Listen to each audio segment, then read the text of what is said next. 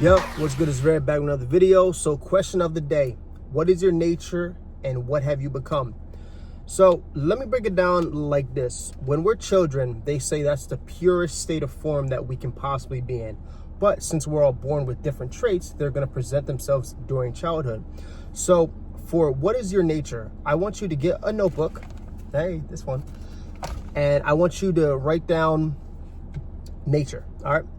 After that, list down all the traits that you remember that you were like as a kid. Obviously, people grow up and they change. That's the what have you become part. But for now, just focus on what you were like as a kid. For example, there's kids that throw tantrums and throw their entire body on the floor, kick their feet, yell, scream. There's others that get real quiet and vindictive. That's your human nature. So just after you're done writing that, find another section either on another page or right next to it saying what have you become. This part is the role that you play in society. Since most people go to work, that's when the mask comes on. You're not going to talk to your supervisor the same way you talk to your kid unless you have no filter and that's what your job permits. So if so, where you working at, give me a job.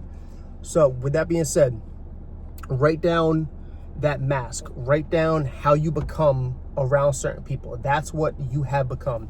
Now going back to the page I have, the next question I have is, are you genuinely happy with what you see in the mirror?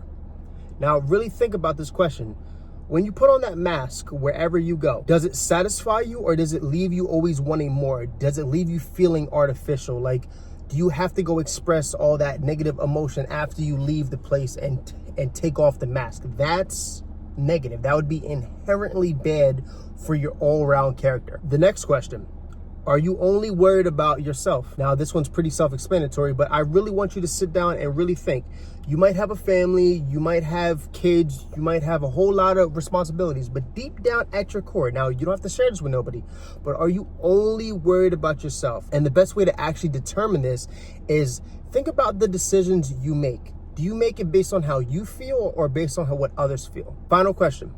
If you died today, what would your legacy leave behind? The real reason why I'm asking these questions is simply to have you evaluate yourself and to make you think about, are you truly satisfied with everything that you're doing in life right now? Your nature, what you were like a kid, how has society changed you? How has society hardened you? And do you like the evolution of the person you became? Happiness, are you truly satisfied with the way you're expressing yourself, the way that you're living life? Has life turned you into somebody that is really cold and selfish and having to only worry about yourself? Because there's some people that have to worry about just themselves to survive. And finally, the ultimate question of all time, if you were to die, what would you leave behind? Because this by itself is the golden answer, golden response that you can give right now. Because if there's anything in your life regarding this question that you absolutely hate, absolutely despise, that is a clear indicator that you're doing something wrong and that you're not living up to your full potential. But there is hope though, and it is possible to change yourself. It just takes work and belief. And here's the cure. Like I wrote down right here, stop the trait immediately and replace it with a positive one. Now, this might be easier said than done, but it's as easy as this. People overcomplicate things when they're not that complicated. If you have become a really angry person, once you feel the anger, stop yourself.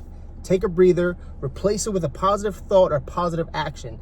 And this is the same with every single trait. Do the exact opposite of that trait. Do it long enough, it becomes a habit. That's the cure right there. I just want people to really just understand that people overcomplicate things. People make things so difficult when they're so easy. It's just that the lack of emotional control leads to people developing habits of negative traits. And that's simply it, all right? So if you find some value in this video, like, comment, subscribe, and let's talk about it. And if you have any suggestions on how to fix oneself or anything, leave the comments below and we'll talk about it, all right? See y'all later.